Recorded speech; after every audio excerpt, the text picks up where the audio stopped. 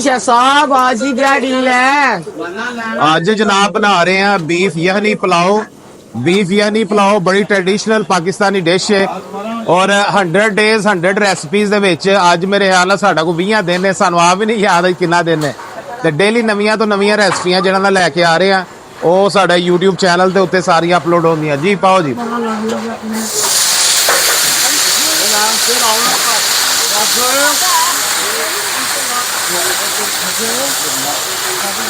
ਅੱਛਾ ਜੀ, ਸਭ ਤੋਂ ਪਹਿਲਾਂ ਅਸੀਂ 2 ਕਿਲੋ ਤੁਸੀਂ ਘਿਓ ਪਾ ਲਓ ਜਾਂ 2 ਲੀਟਰ ਆਇਲ ਪਾ ਲਓ। ਉਹਦੇ ਵਿੱਚ 1 ਪਾਈਆ ਅਦਰਕ ਤੇ 1 ਪਾਈਆ ਲਸਣ ਉਹ ਗ੍ਰਾਈਂਡ ਕਰਕੇ ਪਾਣਾ ਤੇ ਉਹਨੂੰ ਅੱਛੀ ਤਰ੍ਹਾਂ ਭੁੰਨ ਲੈਣਾ। ਭੁੰਨਣ ਤੋਂ ਬਾਅਦ ਫਿਰ ਇਹਦੇ ਵਿੱਚ ਬੀਫ ਪਾ ਦੇਣਾ। ਬੀਫ ਦੀ ਪਹਿਲਾਂ ਤੁਸੀਂ ਯਖਨੀ ਬਣਾ ਲੈਣੀ ਹੈ, ਯਾਨੀ ਬੀਫ ਦੇ ਵਿੱਚ ਪਾਣੀ ਪਾ ਕੇ ਕੁੱਕਰ ਦੇ ਵਿੱਚ ਰੱਖ ਕੇ ਨਮਕ ਪਾ ਕੇ ਕਾਲੀ ਮਿਰਚ ਪਾ ਕੇ ਉਹਨੂੰ ਗਲਾ ਲੈਣਾ। ਉਸ ਤੋਂ ਬਾਅਦ ਤੁਸੀਂ ਅਗਲਾ ਪ੍ਰੋਸੀਜਰ ਸ਼ੁਰੂ ਕਰਨਾ। साहब इन्ना बड़ा बीफ की करन लगे जी ਇਹ ਦੇਗ ਵਿਖਾਓ ਤੁਸੀਂ ਜ਼ਰਾ। ਦੇਗ ਦੇ ਵਿੱਚ ਅਸੀਂ ਬੀਫ ਨੂੰ ਗਲਾ ਲਿਆ ਅੱਛੀ ਤਰੀਕੇ ਦੇ ਨਾਲ।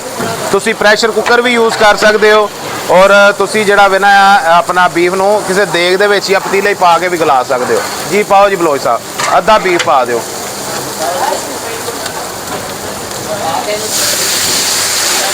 ओए होए होए ਬੀਫ ਦੇ ਵੇਖੋ ਜੀ ਕਿੱਡੇ ਵੱਡੇ ਵੱਡੇ ਪੀਸ ਨੇ ਮਾਸ਼ਾਅੱਲਾ।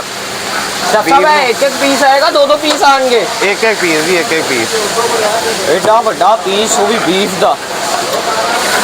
ओए होए सिद्धार्थ भाई भी अपना कैमरा लेके आ गए हैं वीडियो बनाने के लिए। हाँ जी, बीफ माशाल्लाह जी। बीफ वेखो तुसी रान दा बीफ है और किड्डा बेहतरीन ਵੱਡੇ ਵੱਡੇ पीस ने। ठीक है जी, 290 रुपए वाली डील ਦੇ ਵਿੱਚ ਤੁਹਾਨੂੰ ਏਡੇ ਏਡੇ ਵੱਡੇ ਪੀਸ ਕੋਈ ਵੀ ਨਹੀਂ ਦੇਗਾ। ਇਹਦੇ ਵਿੱਚ ਅਸੀਂ ਬੀਫ ਪਾਇਆ, ਬੀਫ ਯਖਨੀ ਪੁਲਾਵ ਬਣਾ ਰਹੇ ਹਾਂ। ਨਾਲ ਹੀ ਸਬਜ਼ ਮਿਰਚਾਂ ਸੁੱਟਾਂਗੇ ਵਾਵਾ ਸਾਰੀਆਂ ਤੇ ਨਾਲ ਹੀ ਜਨਾਬ ਸੁੱਟਾਂਗੇ ਅਸੀਂ ਟਮਾਟਰ। ਤੇ ਤੁਹਾਨੂੰ ਫੇਰ ਮੈਂ ਦੱਸਦਾ ਜਾਵਾਂ, ਮੈਂ ਲੈਸ ਸਪਾਈਸੀ ਲੈਸ ਆਇਲੀ ਖਾਣੇ ਬਣਾਉਣਾ ਵਾ। ਮੇਰੇ ਖਾਣਿਆਂ ਦੇ ਵਿੱਚ ਤੁਹਾਨੂੰ ਘਿਓ ਜਾਂ ਆਇਲ ਟਪਕਦਾ ਨਜ਼ਰ ਨਹੀਂ ਆਏਗਾ ਤੇ ਗਰਮ ਮਸਾਲੇ ਬਹੁਤ ਜ਼ਿਆਦਾ ਨਜ਼ਰ ਨਹੀਂ ਆਉਂਦੇ। ਮੈਂ ਗਰਮ ਮਸਾਲੇ ਪਾਉਂਦਾ ਹੀ ਨਹੀਂ ਕਿਉਂਕਿ ਸਭ ਤੋਂ ਪਹਿਲਾਂ ਤੁਹਾਡੀ ਹੈਲਥ ਹੈ, ਉਸ ਤੋਂ ਬਾਅਦ ਮੇਰੀ ਵੈਲਥ ਹੈ। अच्छा जी जनाब, बीफ यखनी पुलाव है ਇਹ जनाब मिखा ਵਿੱਚ ਪੈਣ ਲੱਗੀਆਂ ਨੇ। बीफ नली यखनी पुलाव जनाब। ਇਹ ਮਿਖਾ ਜ਼ਰਾ ਵਹਾਓ ਪਹਿਲਾਂ। ਭਰੀਆਂ ਫੁੱਲ ਭਰੀਆਂ ਮੁਫਤਾਂ ਦੀਆਂ ਮਿਖਾਂ। आए आए आए आए जिन्हें जिन्हें बीफ नली पुलाव खाना है फौरी तौर पे पहुंचो क्योंकि ये बड़ी छेती की पान लगे जे।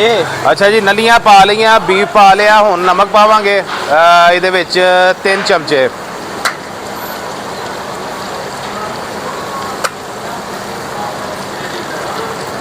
तीन चमचे नमक पावांगे। उस तो बाद मिर्च का पावांगे 1.5 चमचा।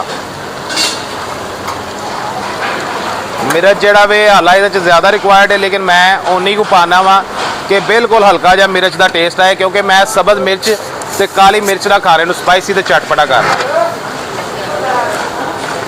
आप हुण की करन लगे जे? अच्छा जी, नमक मिर्च पाने तो बाद असीं यखनी पावांगे। 1 डब्बा यखनी का पा देंगे। यखनी जिन्नी भी तुसीं बनानी है उस हिसाब दे नाल तुसीं उहनूं यूज़ करनी है। मैं चुके 2 पतीले बनाने ने इस दफा, इसलिए अद्धी यखनी इहदे च पा देंगे ते बाकी जिहड़ा ना पानी पा लवांगे।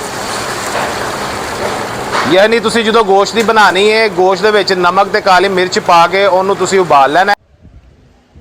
ਅੱਛਾ ਜੀ, ਅਸੀਂ ਜਿਹੜਾ ਨਾ ਬੀਫ ਨੂੰ ਹਿਲਾ ਲਿਆ। ਹੁਣ ਇਹਦੇ ਵਿੱਚ ਪਾਣੀ ਪਾਵਾਂਗੇ।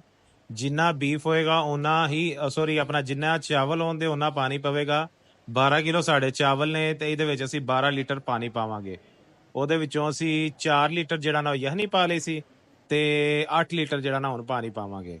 ਇਹਨੂੰ ਹਲਕਾ ਜਿਹਾ ਹਿਲਾ ਲਵਾਂਗੇ ਤੇ ਉਸ ਤੋਂ ਬਾਅਦ ਫਿਰ ਜਿਹੜਾ ਨਾ ਚਾਵਲਾਂ ਦਾ ਪਾਣੀ ਸਟੇਨ ਕਰਕੇ ਤੇ ਚਾਵਲ ਵਿੱਚ ਪਾ ਦੇਵਾਂਗੇ। ਅੱਛਾ ਜੀ, 12 ਕਿਲੋ ਇਹ ਚਾਵਲ ਨੇ ਵਿੱਚ ਪਾਏ ਨੇ। ਇਹਨਾਂ ਨੂੰ ਅੱਛੀ ਤਰ੍ਹਾਂ ਹਿਲਾ ਲਵਾਂਗੇ ਔਰ ਇਹਨਾਂ ਨੂੰ ਹਿਲਾ ਕੇ ਉਸ ਤੋਂ ਬਾਅਦ ਜਿਹੜਾ ਵੇ ਨਾ ਇਹਨੂੰ ਇਹਦੇ ਉੱਤੇ ਢੱਕਣ ਰੱਖ ਦਿਆਂਗੇ। ਅੱਛਾ, ਇਹ ਜਿਹੜਾ ਆਪਣਾ ਢੱਕਣ ਰੱਖ ਕੇ ਤੇ ਇਹਨੂੰ 5-6 ਮਿੰਟ ਜਿਹੜਾ ਵੇ ਨਾ ਅਸੀਂ ਹਲਕਾ ਜਿਹਾ ਹਿਲਾ ਲਵਾਂਗੇ। ਇਹ ਵੇਖੋ ਕੈਸਾ ਜੂਸੀ ਤੇ ਬਿਹਤਰੀਨ ਜਿਹੜਾ ਨਾ ਪੁਲਾਓ ਦਮ ਖੋਲ ਦਿੱਤਾ ਹੈ। ਹਾਂਜੀ ਹਾਂਜੀ, ਉਹੀ ਚਾਵਲ ਹੈ ਜਨਾਬ। ਜ਼ਬਰਦਸਤ ਮਿਹਨਤੀ ਚਾਵਲ। ਹਾਂਜੀ, ਦਮ ਚਾਵਲਾਂ ਦਾ ਖੋਲਤਾ। ਬੀਫ ਨਲੀ ਪੁਲਾਓ ਸਾਡਾ ਰੈਡੀ ਹੋ ਗਿਆ।